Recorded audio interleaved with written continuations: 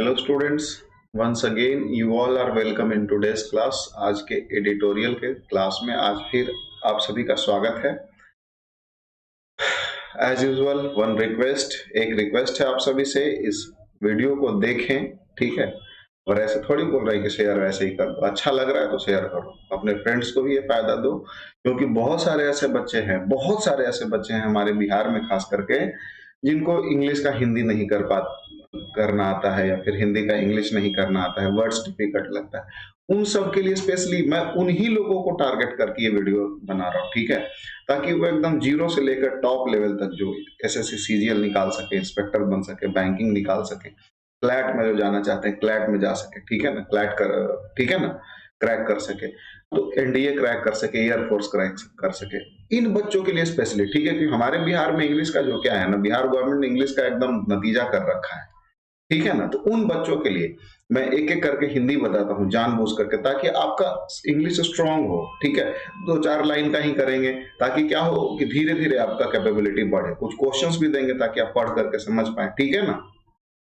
तो अपने फ्रेंड्स तक शेयर करो, जो बच्चे एनडीए का है, ठीक है, जो बच्चे एयरफोर्स का है, ठीक है, जो बच्चे क्लैट कर रहे हैं, ठीक है ना, जो बच्चे आपका एसएससी सीईटी का एग्जाम देना चाहते हैं, इनके लिए बहुत ही बेनिफिशियल ये वीडियो। जो बच्चे बैंक के लिए हैं, ठीक है, जिनका बेसिक एकदम कमजोर है, बहुत बच्चा बोलता है सर हम हिंदी इंग्लिश पढ़ लेते हैं लेकिन हिंदी समझ नहीं पाते उसका कि क्या कहना चाह रहा है आखिर, तो बहुत बेनिफिशियल। ये करते करते करते आपको इतना आगे निकल जाओगे, आपका कोई हाथ पकड़ नहीं सकता, समझ रहे हैं।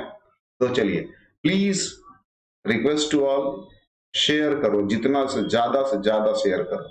अरे हर स्टूडेंट मान के चलो 10-10 स्टूडेंट के साथ शेयर कर रहा है, वो 10-10 के साथ शेयर कर रहा है, तो समझ लो सबको बेनिफिट होना शुरू हो जाएगा। पता तो चले कम से कम, है ना, हमें भी पता चलना चाहिए, हमें भी मोटिवेशन मिलेगा ना इससे, और मैं कुछ अच्छा चीज करने की कोशिश करूंगा, ठीक है।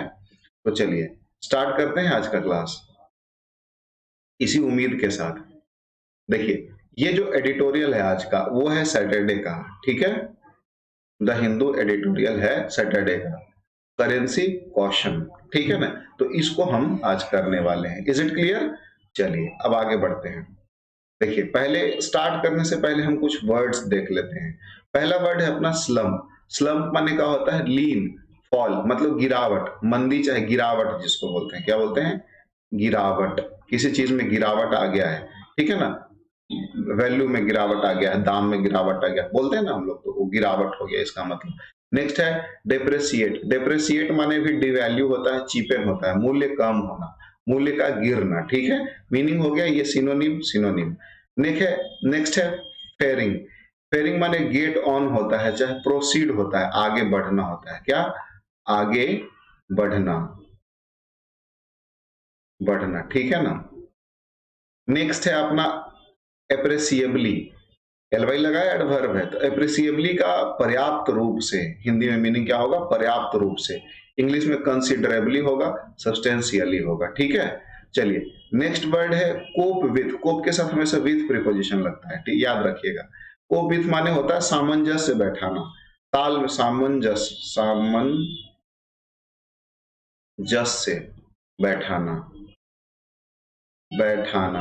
तालमेल बनाना, ठीक है ना। इसका सिनोनिम हो गया मैनेज, सरवाइव, ठीक है, किसी के साथ अपने आप को उस कंडीशन में ढाल लेना, कोप कर लेना, तो मैनेज कर लेना है, सरवाइव सिनोनिम हो गया। नेक्स्ट वर्ड है रॉ। रॉ माने होता है कच्चा, जैसे होता है रॉ, अनकुक्ड, सिनोनिम हो गया।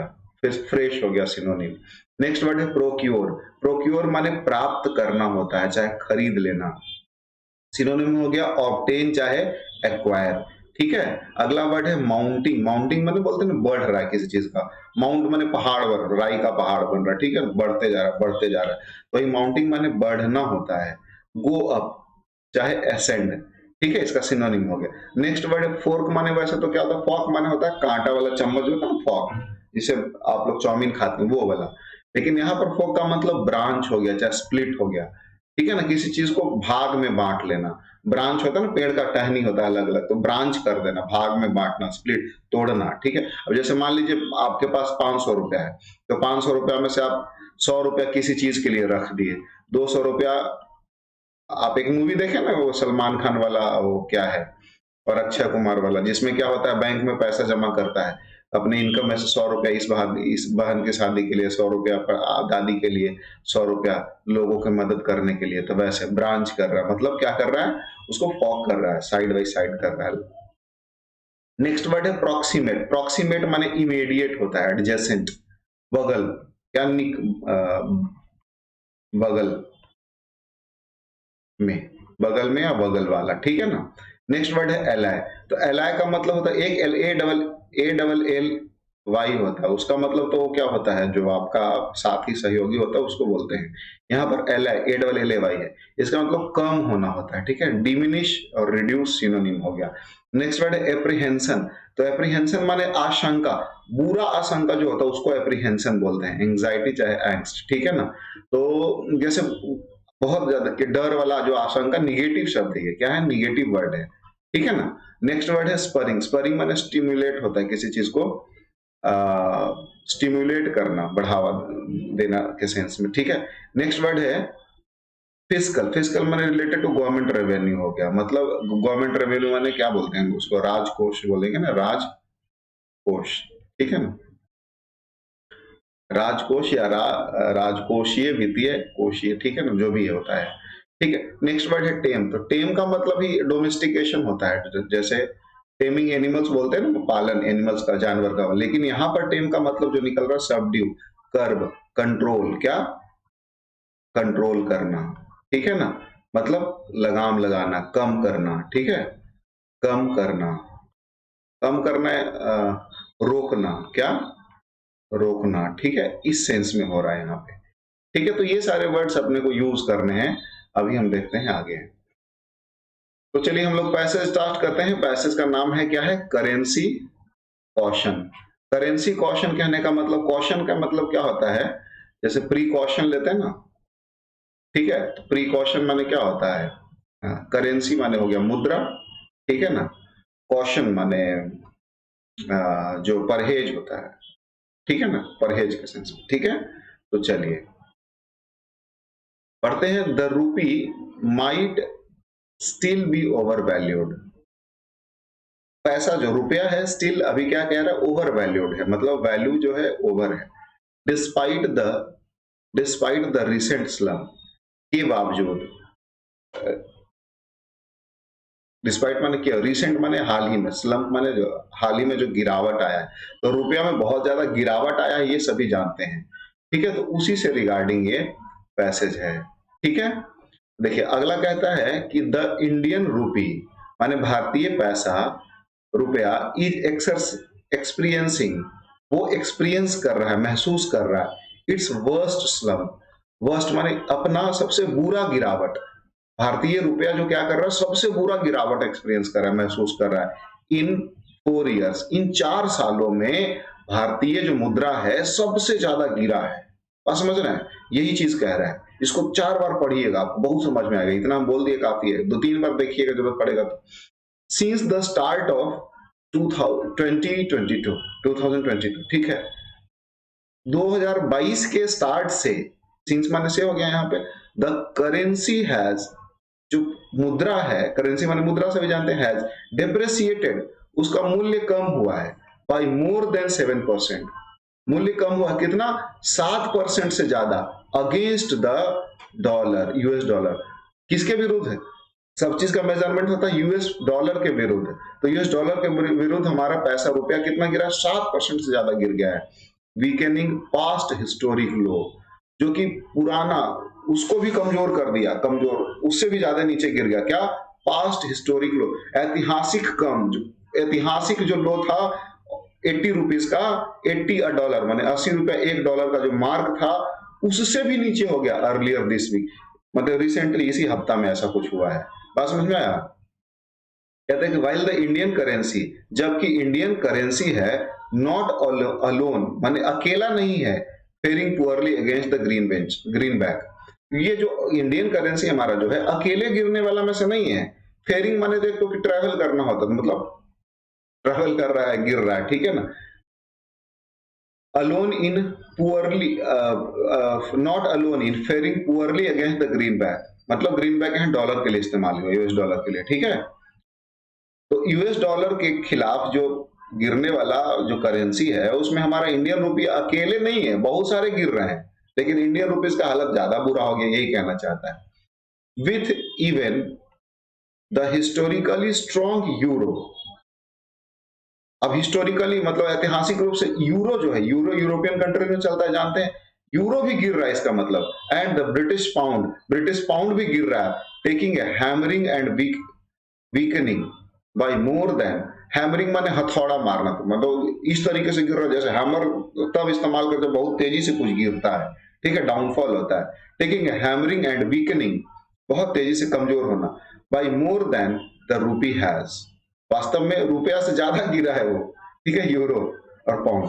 द फैक्ट दैट, वास्तव में other currencies too have appreciably lost value against the dollar, सच्चाई यही है कि अदर करेंसीज भी एप्रिसिएबली, ठीक है ना, स्पष्ट रूप से, मतलब एप्रिसिएबली का मतलब क्या बताए थे, कंसिडरेबली, है ना, पर्याप्त रूप से, lost value against the dollar मतलब डॉलर के खिलाफ अपना वैल्यू घट गया है सबका।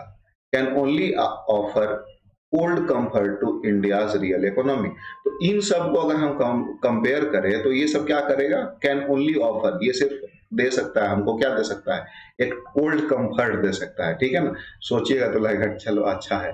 तो इंडियाज रियल इकोनॉमी, वास्तव में जो इंडियन इकोनॉमी है, ये यहाँ पर एक चीज ध्यान देना है, कोल्ड कंफर्ट जो वर्ड यूज किया है, ठीक है, ठीक है ना।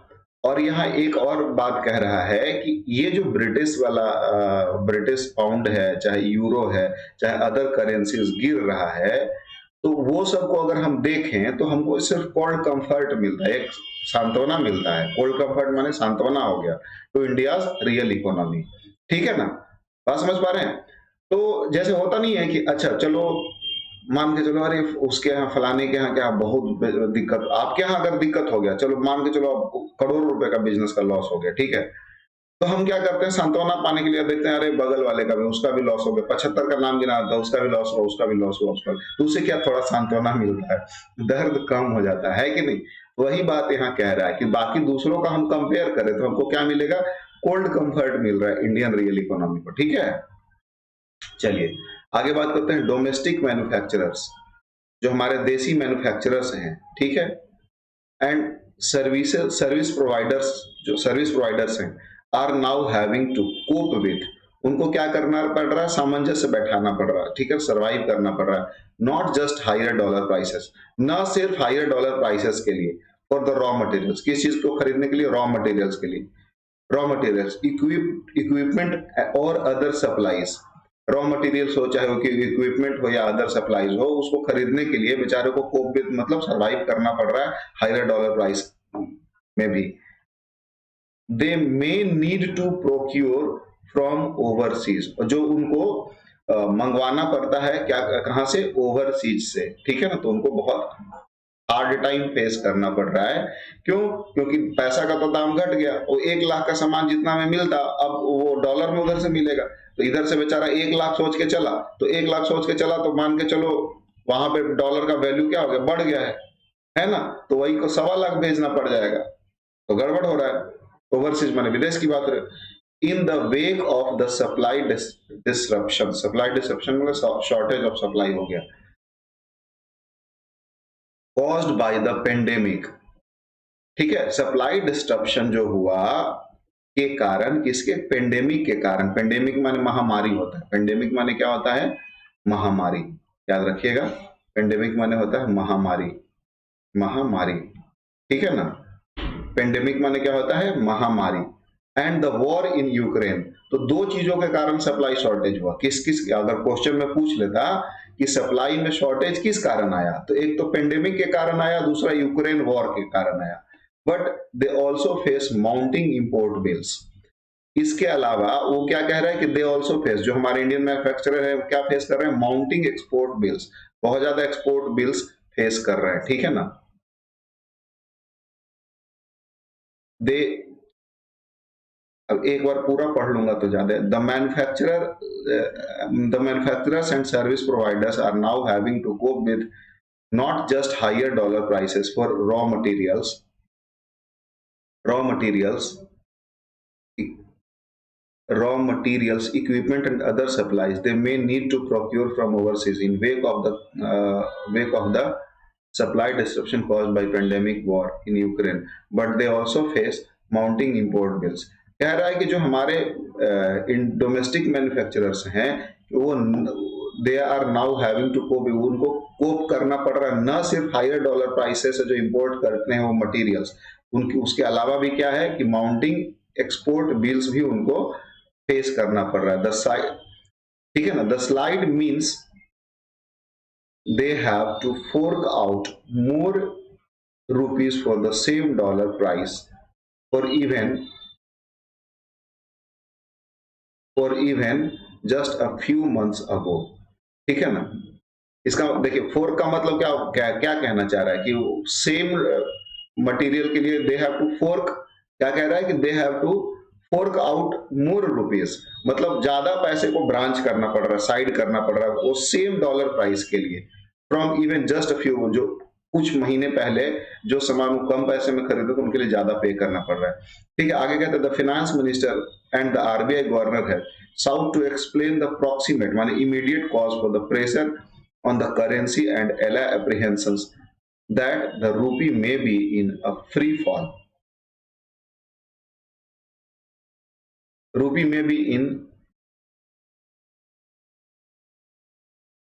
a free fall, a scenario that could ultimately prove rather damaging for a macroeconomic stability by spurring imported inflation at a time when both fiscal and monetary authorities are battling to tame runaway inflation। यहाँ पर टेम का मतलब क्या हो गया, वही बताया था ना, टेम का मतलब यहाँ रिड्यूस, कट डाउन, ठीक है ना, कट डाउन, रिड्यूस, ठीक है। तो इस तरीके से ये पैसेज हो गया, आप जहां तक समझ पाए 2-4 बार पढ़िएगा, मीनिंग दिया हुआ है, आप समरी लिखने का कोशिश कीजिए, ज्यादा टाइम नहीं देना, ठीक है, जो गलत सलाह समझ में आया जितना, इसीलिए मैं 4-5 लाइन ही एक्सप्लेन करता हूँ। इनिशियली आपको जब मजा आने लगेगा, समझ में आने लगेगा, तब टाइम देने का मतलब ज्यादा बनता है, ठीक है। तो beginners please try to understand, बहुत ज्यादा आपको सर पटकने की जरूरत नहीं है, जितना लाइन 2 लाइन समझ में आया, 4 लाइन समझ में आया, वो उतना का ही लिखना है, और मैं एक ही पैराग्राफ इसका करने का कोशिश करता हूँ, ठीक है। तो क्वेश्चन करना शुरू करते हैं। अकॉर्डिंग टू द पैसेज के अनुसार how much has the rupee depreciated against the US dollar in the year 2022। कहता है कि पैसेज के अनुसार रूपी कितना प्रतिशत गिरा है यूएस डॉलर के खिलाफ, ठीक है, 2022 में। तो ये आंसर आपको कमेंट में बताना है, 6% गिरा है कि 8% गिरा है कि 7% गिरा है कि 6.5%। दूसरा कहता है कि what are the difficulties being faced by the domestic manufacturers, ऐसा क्या डिफिकल्टी है जो डोमेस्टिक मैन्युफैक्चरर द्वारा फेस किया जा रहा है, एंड सर्विस प्रोवाइडर्स द्वारा भी फेस किया जा रहा है, due to higher dollar prices, ठीक है, के कारण क्या क्या चीजें उनको फेस करनी पड़ रही है।